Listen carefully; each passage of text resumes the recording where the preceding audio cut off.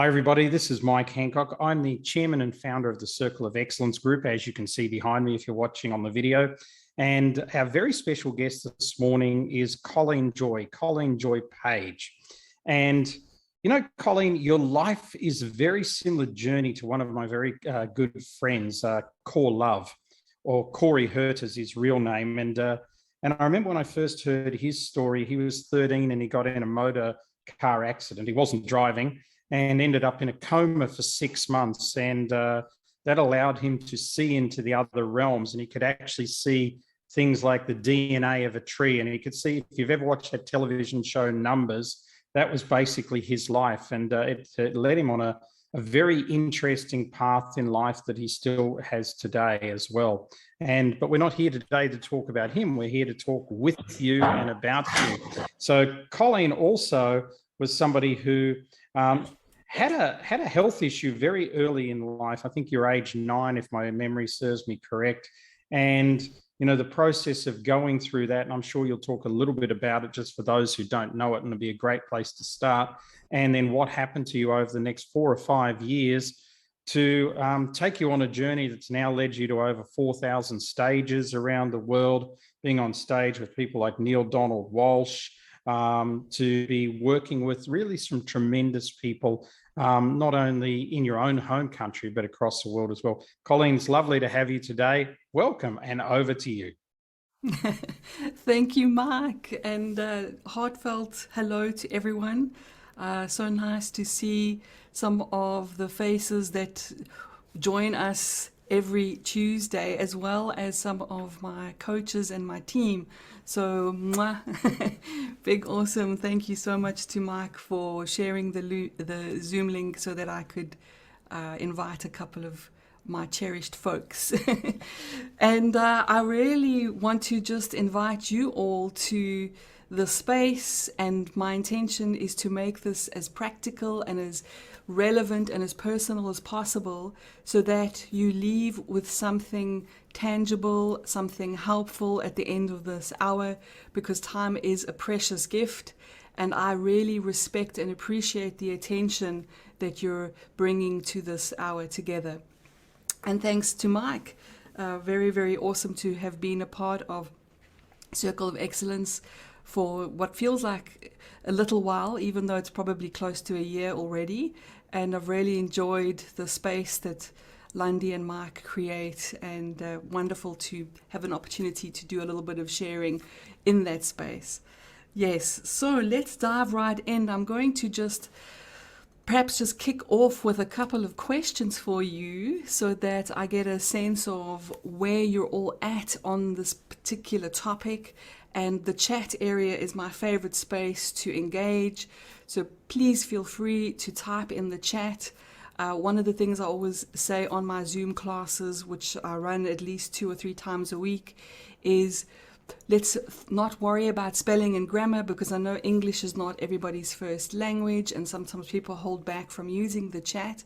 And even if English is your first language, let's not worry about spelling and grammar, just to put those keywords down, comments, questions, and any pearls of wisdom that you feel moved to share.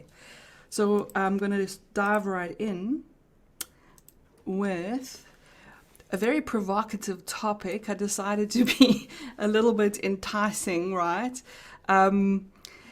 Making intuition your secret business superpower. Now, having hung around a little while with a lot of you folks, as well as with my own crew and with the coaches that I'm very privileged to work with, I know that intuition is already a part of your lives. So I'm not here to tell you how to engage in your intuition as a beginner. I'm going to assume that you all have some access to your intuition, and I would love to actually hear 1 or 2 thoughts in the chat about how you experience your own intuition. Is it that inner voice that everybody talks about? Is it more of a gut feel? Is it something, sometimes people refer to the heart as a center for their intuition, and others just feel it is a kind of helpful instinct that they use with business decisions. I'm sure that you have thanked your intuition at least a few times in your life, and I'm sure that you have probably regretted not following your intuition a few times. Am I right? So there are a couple of shares already. Thanks, Philippe. A gut feel for me. Linda's also a gut feel. Paul, helping, like a helpful feeling in the belly area in my gut. Now, it's very interesting why we keep referring to the gut, and I've got a couple of little insights around that, which I'm going to be sharing in a moment. Mine is definitely gut feel. Sometimes doesn't make logical sense, but I've learned to follow it. It's a feeling or a knowing. Gut feel sits low and niggly. Love that, Lisa. And I'm listening to it more this year more. I call it the know thing. That is so cool. Love that, Mary. Yes, a feeling of calm in the gut. Heart for me. Deep peace for Sophia. Yes, yes, yes. Just know, like a knowing, right? So that's often very common as well. And of course, isn't it true that when we are stressed, when we are suffering, when the mind is busy, and when the heart is full, that it can seem sometimes as if our intuition is a little bit blocked, harder to access, right?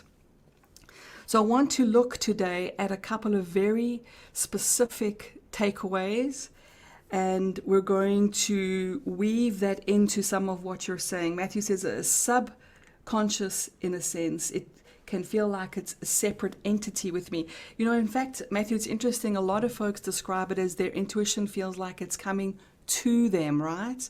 So there does feel like a little bit of distance, as if there's the normal chatter in the mind, and then it feels like something is coming to us. Julia says, for me, it's just a knowing. It just drops in and is just there. And I want to emphasize that second part, it feels good. And there is something very important about watching the way intuition lands in the body and the physical somatic response, the actual physiological response. And I'm going to be diving into that today and how we can use that appreciation for watching mindfully how intuition lands as a way to improve our ability to translate our intuitive seeing. Natasha says, I experience my intuition in many ways. I'm sure as an intuitive coach, that's got to be true. Hey, Natasha. And we look forward to hearing some of your pearls of wisdom today, I'm sure. Gut knowing that I know that I know. Love that. Yes, that unconscious competence moving into conscious, being really conscious about that. I love that. I sometimes know if something is intuition or being led by, not sure if it's intuition or being led by a greater power. That's an interesting question. And some folks also aren't sure what the difference between ego and the surface mind is compared to intuition. How do we know it's not fantasy? How do we know it's not something we're just making up versus our real intuition? So that is something we can look at today, is getting a little bit more clarity around the quality and the source of our intuitive information. And of course, Mark says here, understanding the physiological response of intuition dropping in. Oh, you're just echoing, yes. Cool. Alrighty, so I'm going to do what we usually do. This is my promise to you. I'm going to work really hard. 1 hour is tight, so we're going to cram in as much valuable information as possible. And I picked 3 what I feel really relevant applications for intuition that I'm sure each of you have to face at some point or have faced. And the first one is finding the right things to say in pitches and presentations. This is both online, when you're writing emails, when you're creating headlines, and secondly, overcoming decision fatigue. And I want to look at, as entrepreneurs, I'm sure some of you can relate to a kind of fatigue that can set in with a barrage of daily small and big decisions right there. And I see Matthew's nodding as well, Sophia as well. sometimes as entrepreneurs, we feel like what our business is or what our duty is to just make decisions 24 hours a day, where people are coming to us, asking us, and when we are having to guide and steer our own businesses, choosing where to put our energy.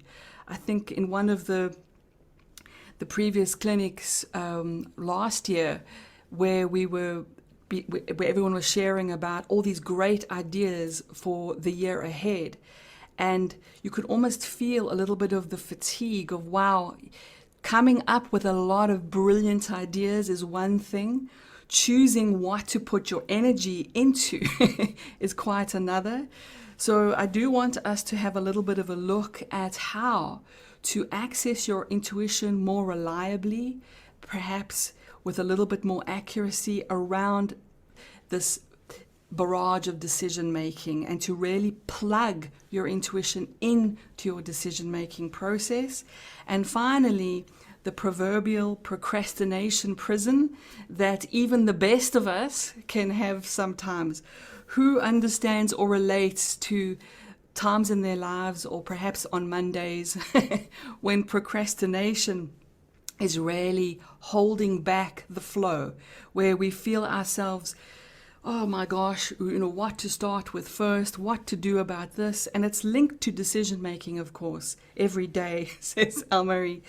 So I really want us to explore a very practical little technique, and I'm going to share something that a lot of my coaches already know, a little particular method that if you add to your intuitive contemplation, even for 5 or 10 minutes, is going to help you to unlock and free you from that procrastination really, really quickly. Right. So let us go. So my 3 questions, you don't need to necessarily answer in the chat. You can if you want to, but I'd like you to answer this for yourself. Is, first of all, what is the cost of not using the right words, whether it's for a presentation, whether it's on a website post, whether it's your actual core messaging. I mean, with Mike and Lundy, the process, of course, is asking you right up front to get clarity as a first step around your positioning, around your brand value proposition. And of course, we realize then that suddenly, besides being entrepreneurs, we have to become copywriters in a way, and we have to learn the skill of picking words. And it's one thing to choose words that resonate with us, that speak to our truth, that we love, that seem to align with what we're all about. But we've all got the challenge of bridging that to our audiences and our niche markets.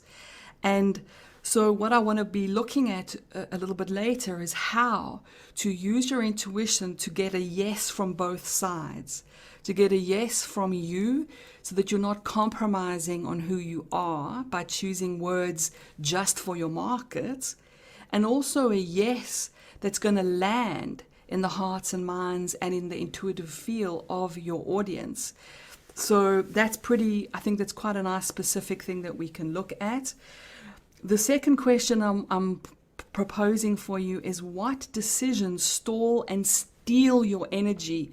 And very specifically, what I've noticed, and I'm sure you have too, is that when decisions are hanging around and we avoid them, or we know we've got to get to them, but it's not an immediately clear decision. Don't you find that it can feel draining over time? It can feel like that decision is just waiting in the wings, and therefore I think it's quite important to have a way to process through your small and big decisions with some kind of natural speed. I'm going to say natural because there's also a timing thing that we want to be sensitive to here. But spending a bit of time moving through decisions quickly, I think, is pretty important. Lots of good things coming through on the chat there that I'm appreciating. Being misunderstood, absolutely. Miscommunicating. Oh, and Matthew's talking about relaxing and peace of the mind. Lots of really good little tips there. Lastly, what is the procrastination present keeping you from? So thinking about the spaces in your life where you know there could be more flow, but there's that wobbling, there's this uncertainty, or sometimes just a feeling of like, do I have to go there? Do I have to look at that? So let's see if I can do my best for you all today to share. And I have been working really, really hard in the last year and a half, crystallizing a methodology that I have used since a very young age, as Mike was hinting at. And you know what it's like, folks, for those of us that create processes, it can start looking really complicated, and it takes years to get simple. Yes, it takes years to get simple. So I have been working to simplify a methodology, put it into an easy-to-use framework. I'm actually busy finishing off my 4th book on this topic, so you're all going to be hearing some of this work today. So this is the process I'm going to be teaching you and helping you to use this process for those 3 applications that we've mentioned. And very simply, just to keep it in the back of your mind already, we're going to be talking about how to dig your wisdom well, how to ask questions from your own intuitive wisdom well, how to open to intuition in a more accurate way and in a deeper, intentional way. And then, of course, finally, how to live what we find, which, of course, is always so super important. What I'm about, I teach master coaching, meditation, and mindfulness across various spaces. And of course, I need to do the little introduction to me, although I want to do this quite quickly to get to the good stuff, which is the how-to. Quite a busy collage, I know, but little snapshots from my life just to give you a little bit of a sense of the journey. I have been very fortunate and privileged to work around the world, as Mike said earlier, with some amazing authors and speakers. And when you hear a little of my story, you'll be as surprised as I was to find myself on stages around the world, writing, speaking, and teaching.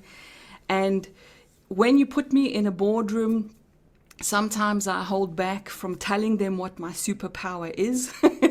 But for you all, I'm out the closet and I'm telling you that intuition is my secret business superpower, and I would like it to be yours as well.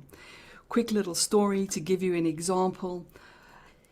In 2011, I was asked to pitch for a very, very big coaching and training deal. There were about 6 or 7 people asked to pitch, and they told us that it was worth many millions. And this at the time was for a logistics company called UTI that eventually got bought out by DSV, a Dutch company.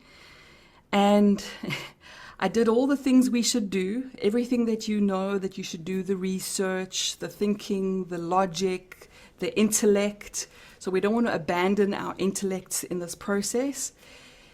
And then when it came down to the first meeting, before that meeting, I built myself a little wisdom well, which basically means sitting, shutting up, and tuning into my intuition consciously for 10 to 15 minutes to get 1 or 2 little insights that I would need in that first meeting. And the first insight that came to me, which was quite a surprise, was don't take brochures, don't take business cards, don't take a PowerPoint presentation, which made me really nervous.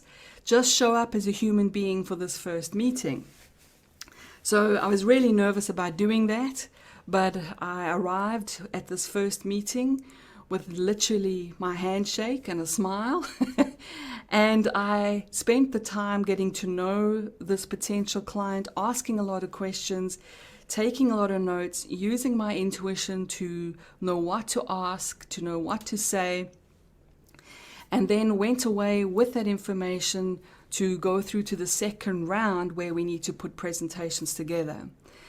Same thing for the second round. Now I had a PowerPoint and a document, and there was a boardroom to present to, Before that meeting, I did a little tune-in, and the word that popped into my mind was Hogsback. Now, for those of you that don't know what this crazy woman is talking about, Hogsback is a place in South Africa, and I couldn't shake why I was thinking about Hogsback, but all I got is Hogsback, Hogsback, Hogsback, and we had recently been, but and then so I arrive at this presentation, and I always feel very strongly about, if possible, to go around and shake everybody's hands before I step in front.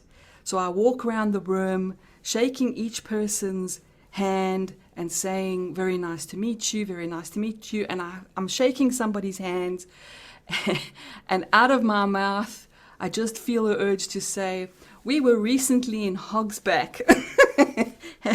And this gentleman says, oh, that's amazing. My son lives there. What a beautiful place. Isn't this really cool? And now we started this quick 5-minute conversation, and turns out he was the key decision maker in the room.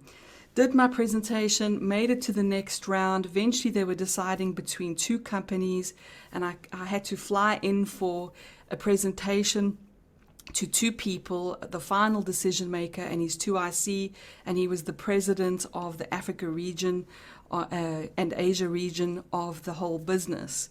Before that meeting, I tuned in and got 3 little words or 3 little insights. The first was that I needed to emphasize that my training and my coaching was very practical and not theoretical.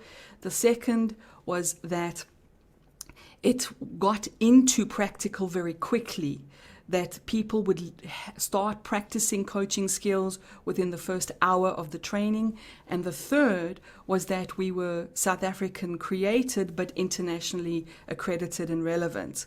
So yes, I had all my usual presentation, but now I had a little clue that those were the 3 things that I needed to emphasize. Anyway, you can imagine I sat there at this big boardroom. It was one of these giant sort of 22-seater tables, and there's me on the one side and this gentleman who was quite an intimidating personality, and his 2IC, and his arms were folded, and he had the frown, and you could tell everything was telling me he was closed to what I was saying. And I also used my intuition to sense into how to find that key for that lock in that moment. And just to give you a little clue, one of the most helpful ways to do that is to use the body to sense into what opens and closes the body. So we'll get into that in more detail, but I did that, tried out a few things, saw him starting to relax, and then I mentioned those 3 things. And the moment I mentioned those 3 things, he opened his arms, he smiled, he nudged to the person next to him, and he said, you see, this is what we've been looking for. And of course, we won the account, and we've been doing work ever since. We actually did some more training for them this year, and probably we have earned, I think, probably close to 3.5 million in total from this one client over the years. So what I want to suggest to you is that I'd like to challenge and inspire you to really make use of your own intuition a little bit more. Take it to the next level. So if you're already using it a lot, let's see if we can upgrade it even more. If your intuition is there but it's intermittent, let's see if we can get it a little bit more steady and reliable. And mostly, I'd like to invite you to intentionally build your wisdom well, maybe even a few times a week. And we're going to be talking about how in a moment. So Mike did mention a bunch of these things, so I'm not going to go into it. But really, master coaching, meditation, and mindfulness is my thing. I am going to be brave and show you a photo that I haven't shown in a presentation before, for that one soundbite about my background, so that because anyway, Mark put it on the table. At the age of 4, I had a large benign tumor behind this eye. And as a result, when I was taken around to shops, people would stop and stare. And my first message as a young little girl was, don't be visible, because when you are visible, people are shocked. And I was the monster girl in my little hometown. So I learned to tip my head, and hiding was my default. During surgery to remove that tumor, I died twice. It was a 9-hour surgery. They cut my head from ear to ear. Don't worry, I'm not going to show you that photo. They cut my head open from ear to ear. And I always say to people that truly, I am the only person I know that is qualified to say they are open-minded. Getting shred. So, and I'm quite sure they didn't put everything back, yes, which would explain a lot as well. So I did die twice. I had an NDE. It wasn't the classic NDE where I saw doctors and that, but I had the clear, complete, and total experience of what it meant to be free of the body. And my little 4-year-old mind called it home. I became extremely homesick once I recovered. All I wanted to do was to go back to the space of 360 degrees, love, peace, clear seeing, total okayness, total non-judgment, all the words that you've probably heard, seen, maybe experienced yourself. By the time I was 13, I was suicidal because all I wanted to do was go home. And on a particular night when contemplating suicide, a peaceful knowing arose and asked me a simple question, and that was, I needed to choose a reason to live that was bigger than the pain of being alive. Choosing a reason to live that was bigger than the pain of being alive. And I chose one word that was very important for me at that time, and the word was wisdom. For me, it would make all of this worthwhile, scars and shyness and the struggle of being human, to find a way to see for myself what is true, which I called wisdom. So I'm celebrating my 50th from last year, where now finally, after raising children and building successful businesses, I'm choosing in this next phase of my life to show other people how to build their wisdom wells, because that's what I've been doing since a very young age, and failing a lot so that I could ultimately learn also what not to do. Thanks for all the comments there. Yes, intuition can be scary, absolutely. And needing a reason to live, right? So here is the photo. This little photo now, probably for you all, it may not be shocking, but I promise you it took me nearly 2 decades to learn to look at this photo. It was the only photo my parents ever took of me at 4. So you can see the very large tumor. I couldn't see properly. My eye was completely pushed down. Nearly lost my sight as well. And even when I was recovered and went to school, there was still so much swelling that I could never walk into a space without people pointing and staring. And point of this all is to show you that eventually my intuition, my wisdom guided me to heal the shyness around this time and to step onto stages. So if a shy little girl from a very conservative town could overcome something like this, I challenge you to find out what wisdom and your intuition can do for you. And we don't all need tumors to hold back, right? We don't all need this kind of story to hold back from stepping into our full purpose. So I would like to share with you what I've learned about learning to build my wisdom well, and now you know where that came from. So perfect timing. I wanted to get us to spend at least 20-30 minutes on the practical 4 steps for you, because of course our minds love frameworks, because we can take frameworks away, we can remember them. If you want to take screenshots, you're more than welcome. I'm also happy to send Mike the slides if anyone's interested. We're going to go through these step by step, but first step, when you're wanting to access your intuition, think about building that wisdom well, and the first step is digging. And when we dig, we've got to be prepared to get our hands dirty. So there's a couple of very important little teaching moments here that I want you to consider.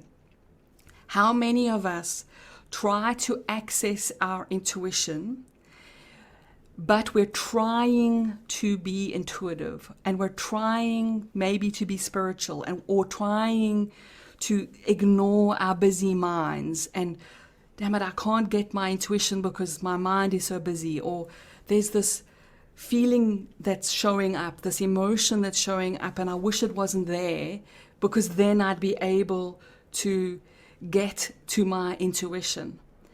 So this first step, what it looks like is us being willing to be raw and real, to sit with, even for a minute, with what's actually showing up in our experience. So this is you perhaps journaling, perhaps just acknowledging, okay, I'm frustrated, or I'm angry, or I'm confused, or I'm jealous, or I'm feeling envy because every time I look out in the world, somebody else wrote the book that I want to write. Oh, or is that just me, right? So that raw and real experience that you are encountering, we can't get to the wisdom without first getting our hands a little dirty. And I can't tell you how many times I've tried to skip this and go straight for the good stuff, right?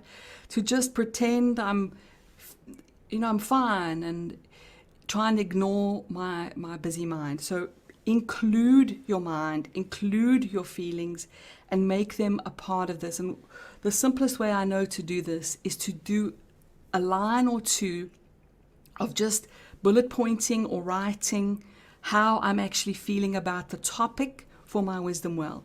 So if the topic that you want to explore is a presentation, that example that I gave you earlier, I would first acknowledge my nervousness. I would first acknowledge my scattered thinking around, I could present these 20 different slides, which one should I emphasize? So first is to start with what it is that you are experiencing. The next, when building your business, when building your wisdom well for your business, is to carve a bucket. So this is about realizing that our questions are the buckets that we create. All my coaches know this as well, because we use this as a model for coaching. The question you ask is the bucket that you send into your well. Now, here could be a potential aha moment, and you can let me know if this is resonating, but sometimes it's the question we're asking our intuition that's blocking our intuition. Sometimes it's actually the way we are putting a question together that's actually like sending a little thimble-sized bucket down, or a leaky bucket. So taking a moment to look at the question we're asking and to experiment with the questions we're asking is super, super important. Now, I'll go into this when we apply this process now to our 3 areas that we're going to be looking at. But it is super important also, and maybe a little bit more advanced, to write down the question as it shows up, the thing that you really want from your intuition. So write it down as it comes out, or at whatever feels real for you. So perhaps you say, how do I take my business to the next level? Or should I do this or do that? Because sometimes we ask a lot of should questions, right? Then it's going to be really helpful to look at what your question tells you about your limiting beliefs. Sometimes the question we're asking actually reveals something that we believe that's in the way. For example, take the dreaded should question. How many times have we asked our intuition a should question? Should I do this or not? Should I do like a decision-making question, or should I take this opportunity? Should I open this door? The very nature of the should question betrays or reveals a limiting belief that you think there is a should. Yes? That we think there is a right, must, better, should, like a should. Yes? So don't should yourself. Or did I say that out loud? Yes, I did. Right. So it's a closed question. And many of you know already from sales experience, from coaching training, that closed questions close doors. And sometimes it's appropriate to ask them when you're closing a deal, etc. Although I personally don't like hardly ever using closed questions. But for your intuition, the open questions are far better. And you could look at the question you're asking, experiment with it until it works. So instead of being passive about the process, if you tried a question and nothing showed up, there was no inspiration, there was no guidance, try another question. Now we get to the real good stuff, and I see the question, Matthew. I'm going to have a look at it in a moment, and that is opening, right? So this is about how do we now translate something as subtle as intuition? How do we translate accurately? How do we tell apart ego and wishful thinking? And yes, I saw a comment earlier about imagination is not a bad thing. I agree. I actually believe that in order to open to your intuition, a little bit of imagination can go a long way. But at the same time, we don't want to delude ourselves entirely. So we need to have a balance. If my intuition ever told me that I was the savior of humankind and that I needed to tell people, I would probably question that, right? So we need to check for ego. If my intuition ever told me that I was better than other people and that it made me feel arrogant. In fact, my intuition has caught me on my arrogance quite a few times, where I have seen very clearly the discomfort and the uncomfortable truth of my own feeling arrogant, and my wisdom has brought me down a peg or two to be more equal to. So I do want to touch into this, which we will. And then finally, this is where you fill the bucket and now you bring it to the surface, and now we mindfully live what we've discovered, where we can continue to engage in our intuition when we are with those tough conversations, when we are creating, manifesting, and doing. So that's the process, and we're going to apply it so that it's super, super real for you. I just wanted to quickly glance at Matthew's question. A kind of tangent question. I've been thinking about it in the second I saw the 4 aspects. The spiral comes out and is connected. Dig, ask, open, however, is not connected to live. Are we discovering and isolating this aspect within us, then treating it as its own entity? Or am I just reading? Well, Matthew, wow. I think we need a whole other hour for that question. That is a beautiful question. Yeah, can we park that for the end of today? I think there's something in there that might be worth exploring. Hey, Matthew, are we good to unpack that a bit later? Yes, because I think what you're asking is about that its own entity. Yeah, so let's just remind me at the end of the session, and I think we'll get into that. Mary says, I find that I have to be sure the question I'm asking is not a leading question to what I want. Love that, Mary. We also have to check for our attachment to what we hope wisdom will say, yes? If we bring to our intuition a little bit of a, come on, intuition, agree with me, we can also get ourselves in trouble. Sarah wants to know, hey Sarah, mwah. What are ways of framing an open question? So it's all the what questions, the how questions, the why questions. So we call them in our coaching work, all the coaches know, the spiral up questions, because they're questions that focus on the present and the future. So not so much why couldn't I do this in the past, but more why do I want to do this in the future? I can give you my favorite questions. They're big catch-all questions and you can adapt them. My absolute go-to favorite questions are, how does wisdom see this? So I tune in to the topic with the intention of asking to feel, experience, see how wisdom sees the same topic. And then I open to that. I shifted my fear of public speaking in one afternoon doing a lot of crying, so it wasn't easy, and it was that intention. I looked at the thing I was the most afraid of at the time, which was people laughing at me while I stood on a stage and mocking me, because that was part of my childhood fear. And then I asked, how does wisdom see this? How does the deeper soul truth see this? What is the truth of this moment? So that's another good question. What is the truth? What is the deeper truth is another favorite question. And then my catch-all extra question is, what else do I need to know? What else do I need to know? So I had this fear of speaking, and then brought into the space, how does wisdom see people laughing at me? How does wisdom see this moment?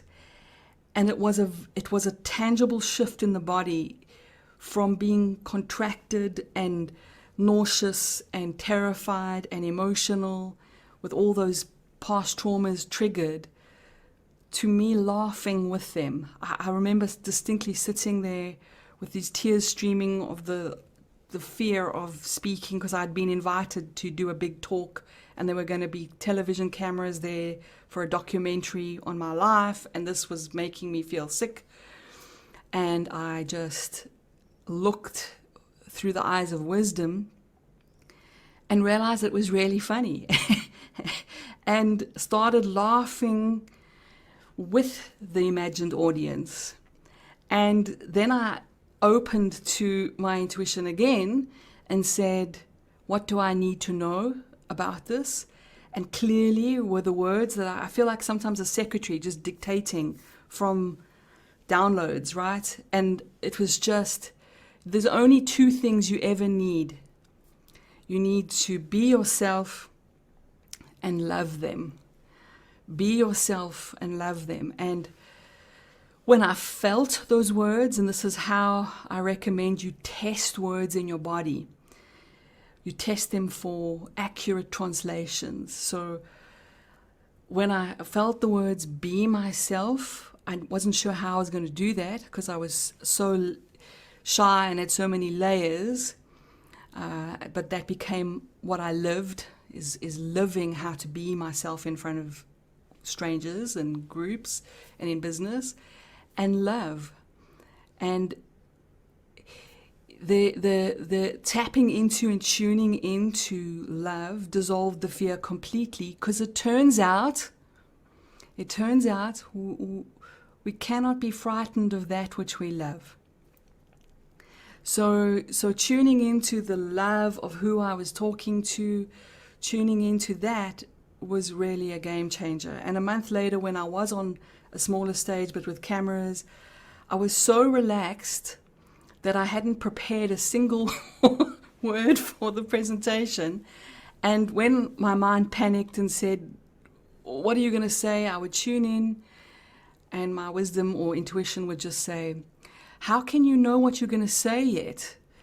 You're not in front of them yet. It's like having coffee with a friend or a beer or whatever is your preference, and taking out little cue cards and saying, how are you? Oh, hang on, I don't have a slide prepared for that. So we want to be open to the spontaneous, fresh response of intuition.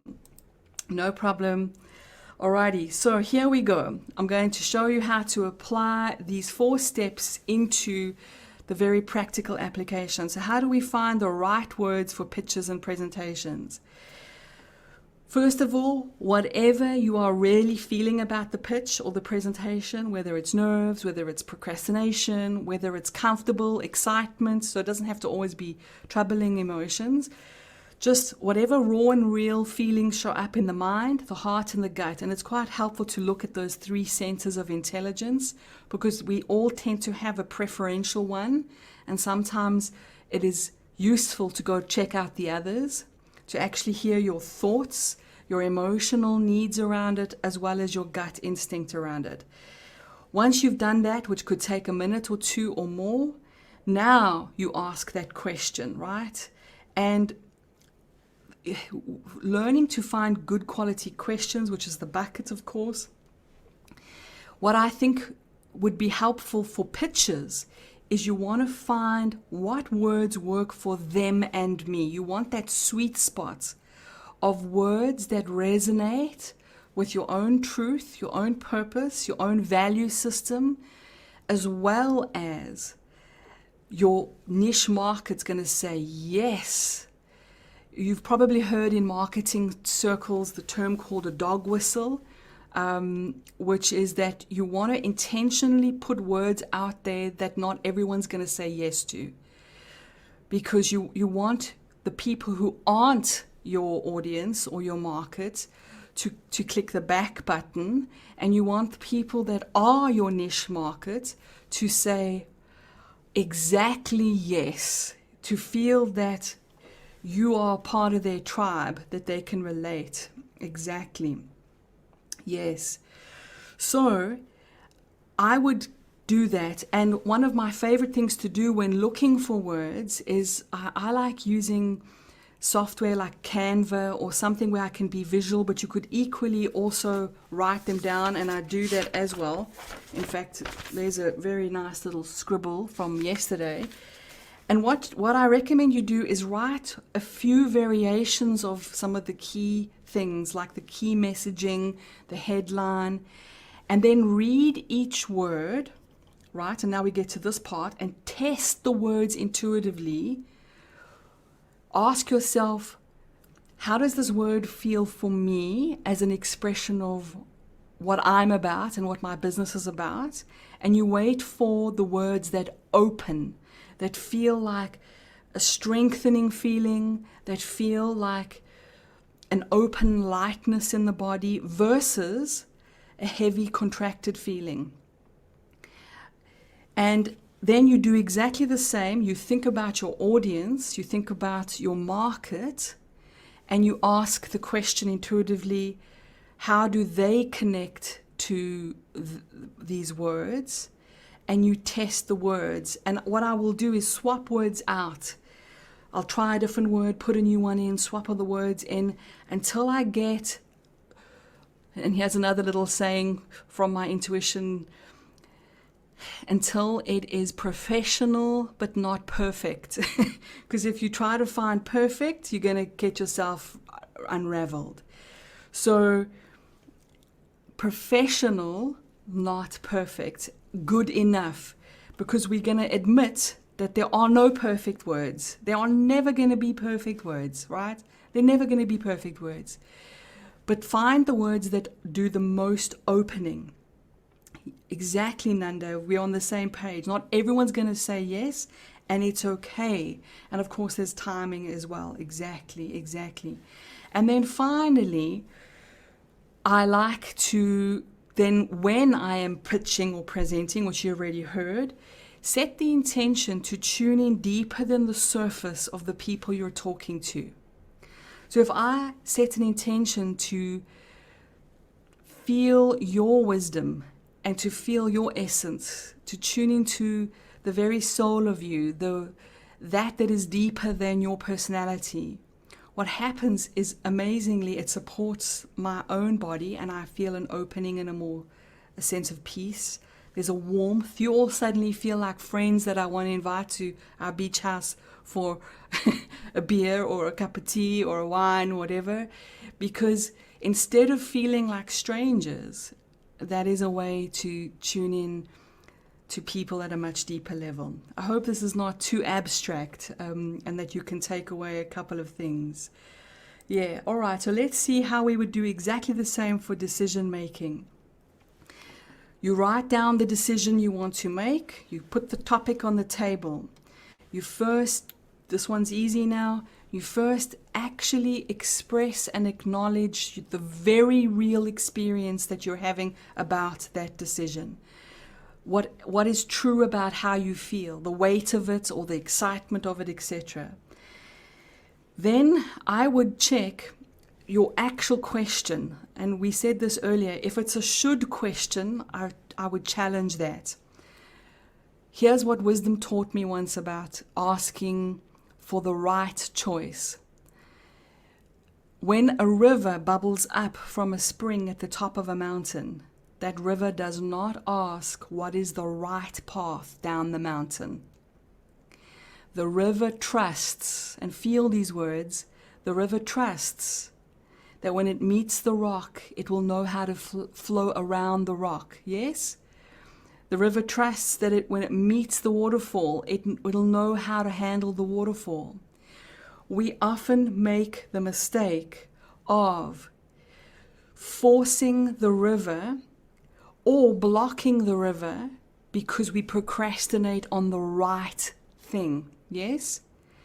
Why not, instead of using your intuition for a should I question, use your intuition for how do I increase the flow?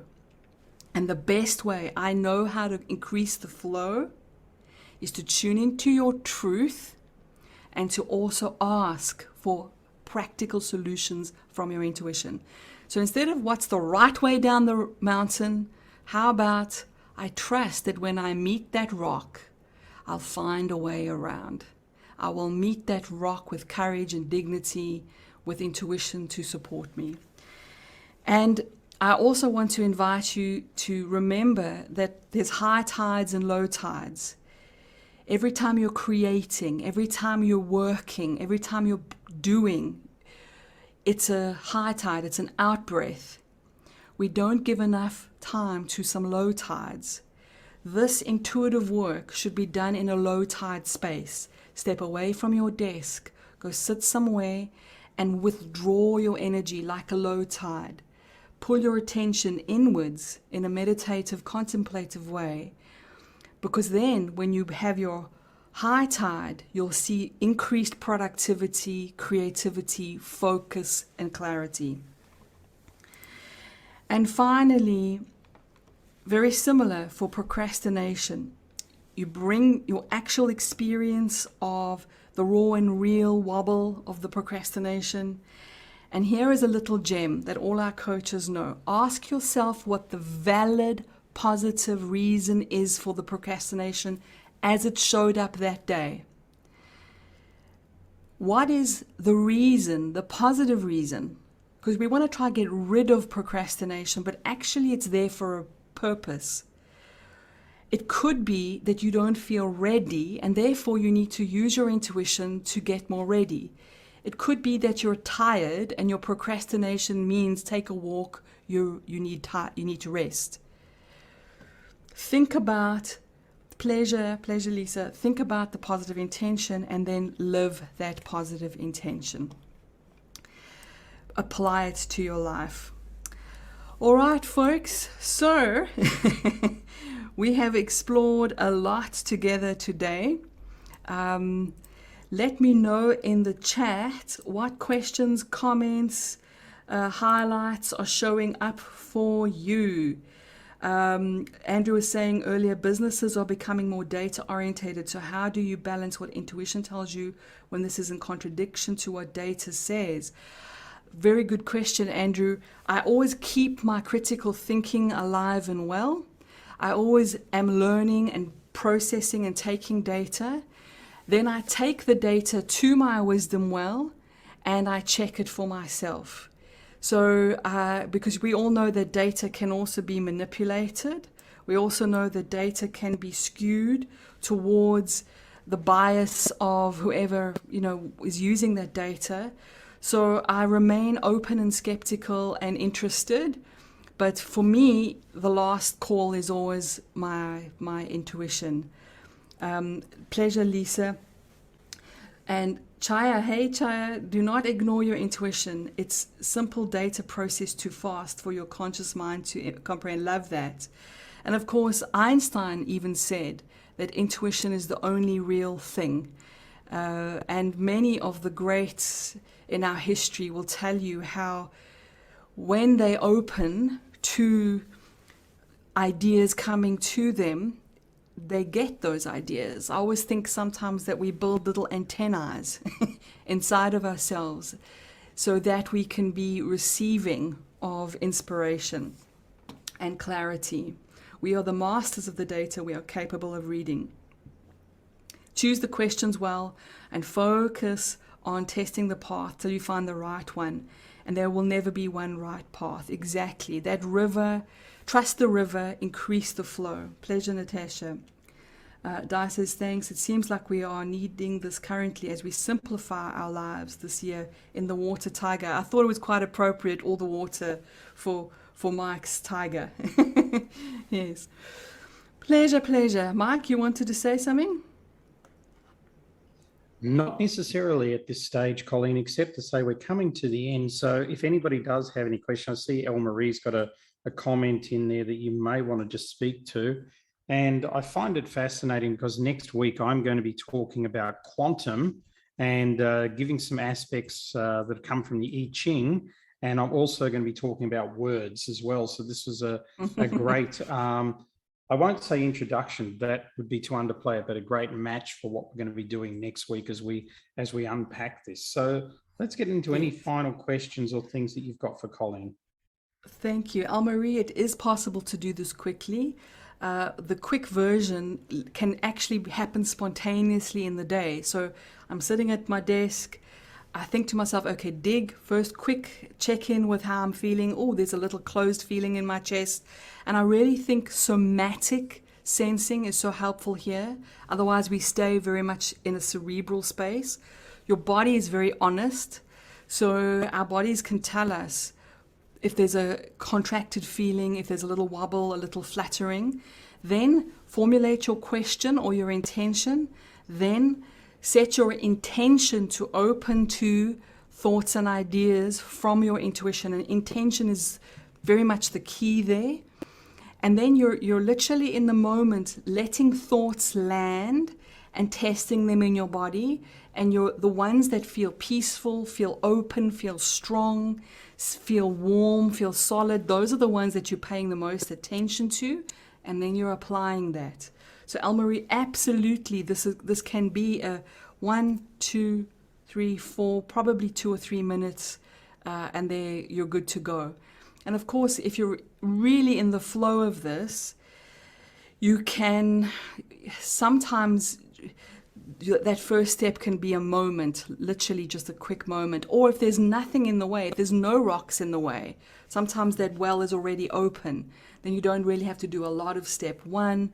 And sometimes step 2 can just be a very broad, what does wisdom see?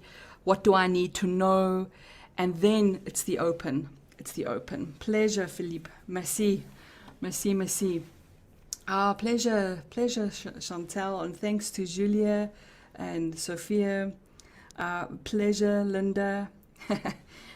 Pleasure, Elmarie. I'm glad you all could take a lot from this. And thanks again to Mike and Lundy for the space. And of course, when a teacher or a speaker or a coach is sharing something that we all do, know that there is sharing verbally and there's also always the intuitive connecting as well. Because when an audience is connected to you, they are feeling the song of you in their own bodies. So your gift to them is always more than words. That's excellent, Colleen. Thank you so much, and thank you everybody for being here this week. And I have to say, this gave everybody some really great practical steps on how to tap into their intuition and how to utilize their intuition as well. So you may want to go back and have a look at this recording later on, or review this as well, because this is something, if you're not comfortable or used to using your intuition, I found this really great practical advice. And I definitely believe, Colleen, in practical spirituality, not woo-woo spirituality, and this is fantastic. As I said, next week we're going to be talking about quantum physics in business. We're going to be pulling some aspects out of the I Ching, one of the oldest books in the world, and we're also going to be sharing a little bit more on one of Colleen's topics here, which is words also. And it seems that February is the month for tuning the way in which we interact with our own mind and our own spirit, so that in March we can capitalize on that in business. Thanks, everybody, and we'll see you again next time. Thank you.